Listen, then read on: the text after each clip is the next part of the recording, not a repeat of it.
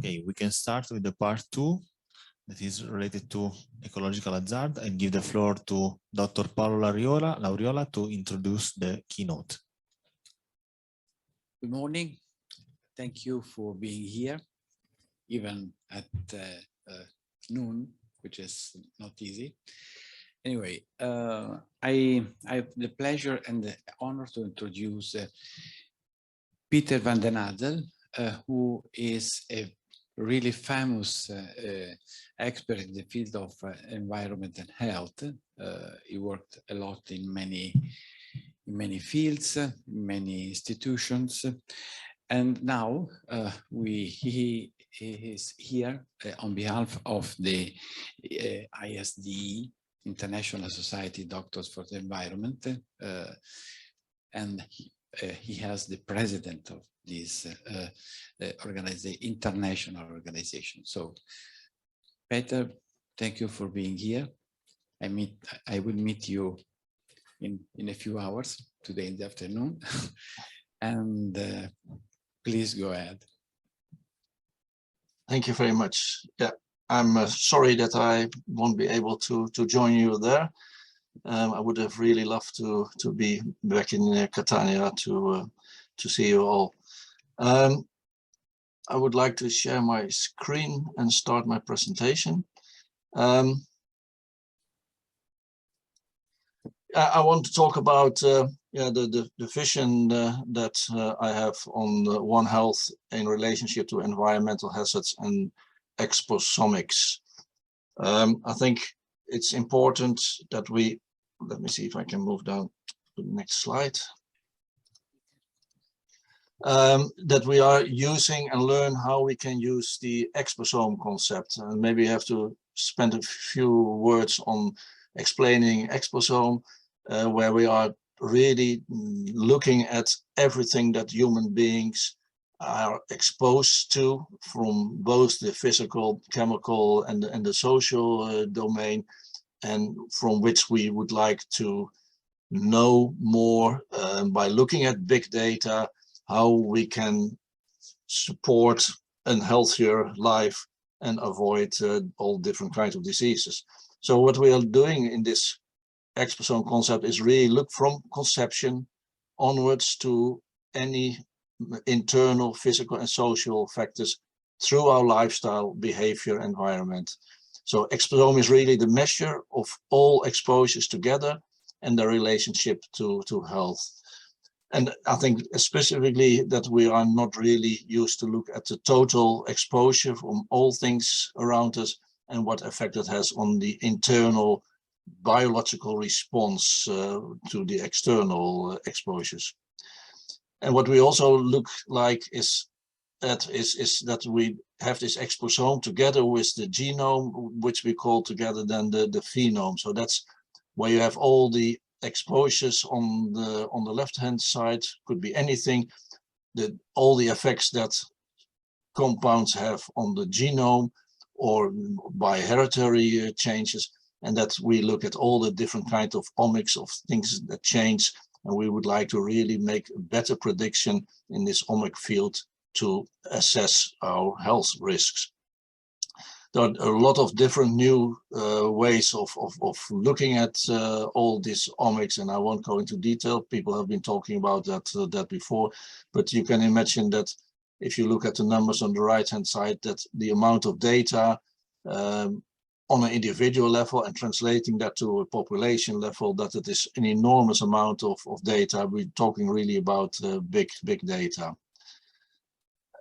I usually like to focus on child health because that's, I think, where the earlier we can intervene, the better prediction of life a child has for the rest of their life. Diseases, problems are mainly already originating from the early part of a child's life. And already at a prenatal level, children are being influenced by, you see a lot of circles here where you have the immediate family, informal networks, local environmental networks, including environmental issues, and then the much broader economic, political, and social system that we are dealing with. All these are giving this a very complicated level of exposure and possible health outcomes.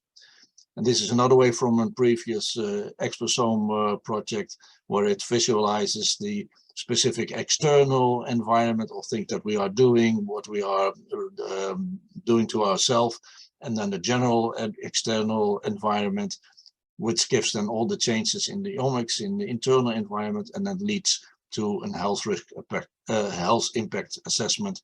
And this all over the life course dimension. So why is this important? I think at the early life, we can really see vulnerable periods of rapid organ development, and we don't know yet everything about it. So this is really an area where I think that we will see a lot of development in science in the coming decades. Many chronic diseases have their origins already in childhood or in prenatal exposure. And that, as you can imagine, will have a lifelong influence. It makes a difference if a child gets exposed to air pollution later on in life, or for the already very early in the life when their lungs are still developing and all things might happen which are irreversible. We're also looking at mental health, and also not only at the bad side of the development by exposure of mental health, but also at some environments that are enhancing a better or a more healthier life. So we see effects, for example, of mothers that are making use of the green environment at the cities, that they have children with a better and higher birth weight of their children than mothers that are less exposed to green environments. So this all calls for what we call an effective prevention at an early life stage. And this graph shows that quite clearly, that the earlier you intervene in the exposures of a child, prenatal, mother, infant in the earlier years, the earlier the intervention takes place, the less changes during the life course we can see. So the later you intervene with protective measures, with reducing exposures, the higher the chance there will be that chronic non-communicable diseases will occur in the child or in the human being. But how does this fit in our vision on health, or on One Health, or maybe even global or planetary health? We have to look at the drivers of change. Why did we came to the stage in our society where so many drivers, so many aspects are causing change in the health effects of children? I think we heard previous presentations as well, that the impact on health is great. I won't go into much detail here, because I think there is a lot of overlap when we're talking about One Health or planetary health or global health or eco health. There is a lot of discussion, and if you see that it's all important, and it's just the different disciplines that might feel more at home in One Health or others in planetary health. But if you look at what the core contributing sciences are, I think we see a large overlap, and I think we are moving these two fields more and more towards each other. If you look at planetary health, but also that's true for One Health, there are a lot of external systems that can sustain or threaten human health. And if you look at the way how we integrate the different disciplines on this within One Health planetary health, we have all the health sciences here in the blue circle, and all the natural and physical sciences on the right. And that makes the combination, which is so important for us to work across transdisciplinary domains towards better health in the future. Going back to these drivers, well, you can imagine, or maybe not, what are really the underlying drivers that we in our society have come to all the changes that we are seeing and the impact it has on health. Just to show you, if we're looking at the main drivers, then I think we have to create a vision on dealing with environmental hazards and the future health. We have to deal with the underlying drivers. And those are, for example, in this circle, the economic mega trends, the way how we are exploiting the planet, but also social megatrends where we are dealing with overpopulation, with overconsumption, and also the technological megatrends where we can see that how the impact of technology can benefit the world, but also how it has made that we are polluting so much more than, say, 1 or 2 centuries ago. The overconsumption, you can also make it visible in this slide, where we have an environmental ceiling, and if we have too much consumption, too much product, too much waste, we are breaking through this environmental safe ceiling.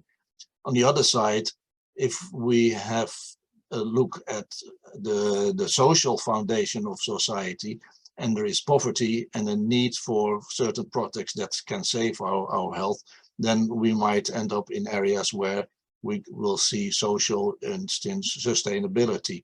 So there is a narrow limit of where we can live according to sustainable lifestyles, and we have to look at across these different circles how to deal with this and make a real global wide One Health vision how to deal with this.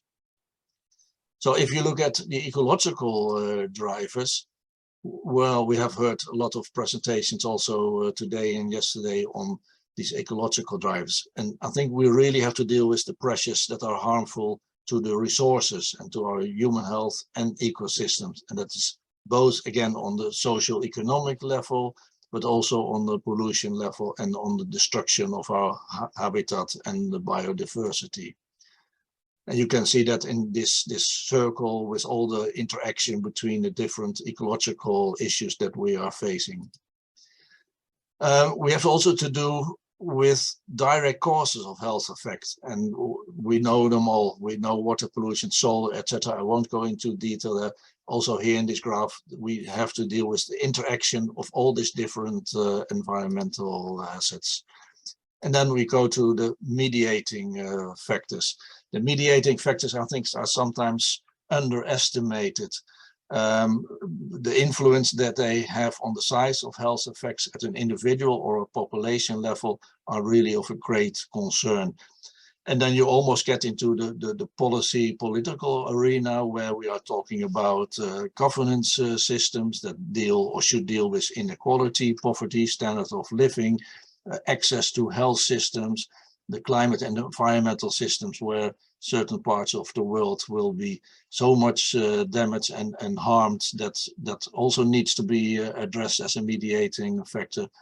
Geographical or soil issues that also are disruptive, where, for example, we see migration flows across the globe in certain areas. And as I mentioned also before, the social and economic systems that are dealing with demography or with human capital. And here the mediating factors are just summarized by looking at governance, culture, behavior, the technology development, wealth and philanthropy. And the health effects, well, those are all clear to you. I'm not going to talk in detail about that. Just an example of neurotoxic chemicals. As an example of a technology driver, we have the luck that we know how to work with heavy metals. We have a lot of profit seen in our health and in society by exploiting or using heavy metals for all different kinds of purposes. But we can also see that there is maybe an overconsumption in certain products. In this example, an overconsumption of mercury in products. And looking at that as an ecological driver, we are running in the medical field way behind the technical development in the chemical and in the business and the multinational level. We know that we have a lot of compounds in Europe that are being produced in large quantities. But if you look at the neurological knowledge we have of these compounds, maybe around 1,000 compounds, we really know that there might be some neurotoxic issue with these compounds. But if you go into more detail and you look at developmental toxicity in children, we might think that we have a lot of knowledge on that, but the amount of compounds where we really have knowledge enough to say that it is neurotoxic to children is very limited. Here is still a number of 12, but currently I think we are talking about around 20 or 25 compounds that we know for sure that it is harmful for children. But we have the issue here that we are producing a lot, developing a lot, but we have not the adequate testing or the adequate way to look at how this might damage children. And that has also an ethical issue that we can't do testing in children's cells. So we really need to use cell lines or other ways of making sure that compounds are not toxic to children. So this is really an issue where we don't have a proper solution yet.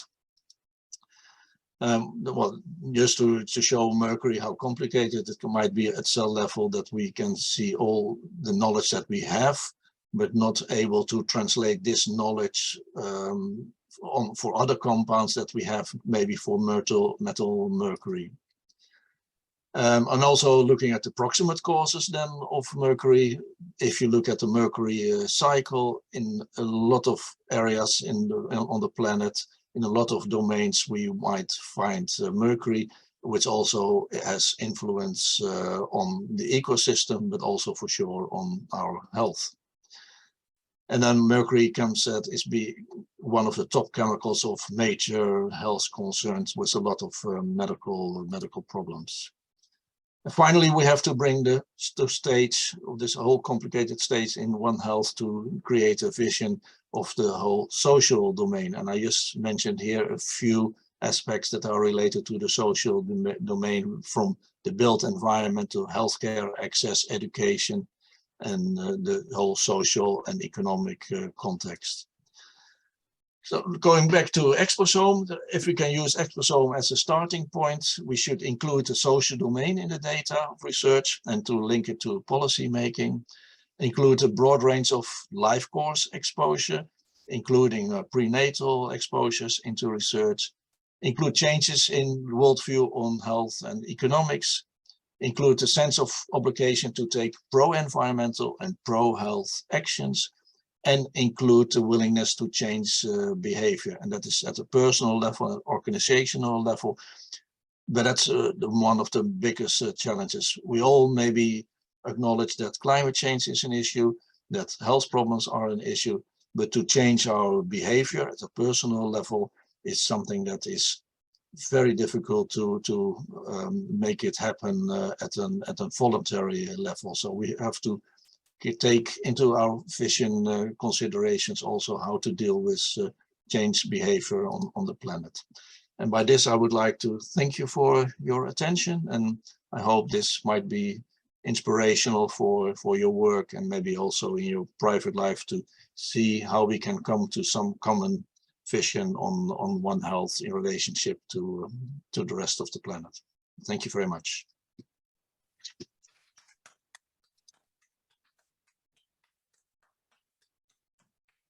Thank you so much, Peter.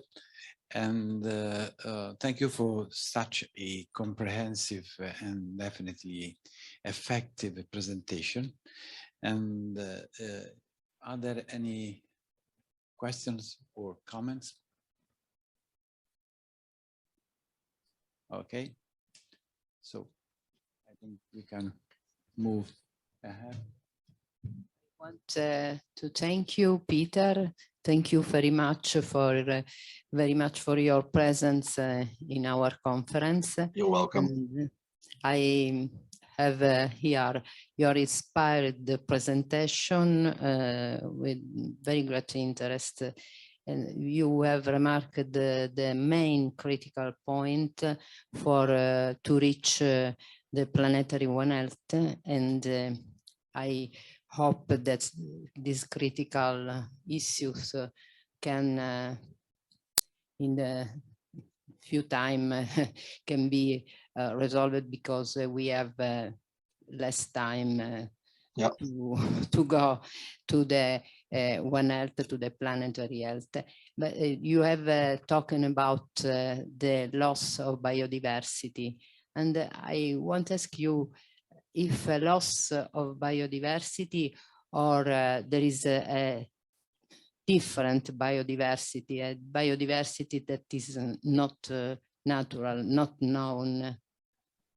How are your thinking?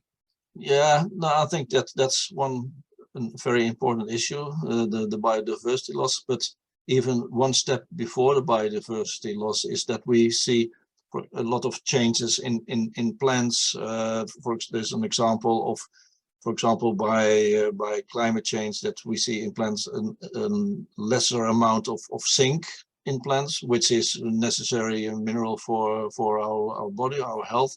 So it all integrates. So even before plants or species die out, there is already the harmful effect of, within all those very stressed ecosystem species, already harmful effects to health because of the changes into the functioning, into the levels of the necessary compounds in those species that we need for example, for a proper food consumption. But the amount of species that are getting extinct is so enormous in certain parts of the world that I'm getting worried that we are nearing a kind of tipping point where we are getting irreversible damage and will limit us in our sustainable life in the future. So there's not enough attention yet, I think, to biodiversity in relationship to our health, because it's not very visible for policymakers and politicians what effect it will have in the long run, in 10 or 20 or 30 years, and which kind of species will be extinct, but will be, for example, if we're talking about bees, if bees die out on the planet, then we will have a very big problem with our food production. And I think everybody might acknowledge it, but I don't see much action in the policy level. So yeah, so maybe that's an addition to your question. Thank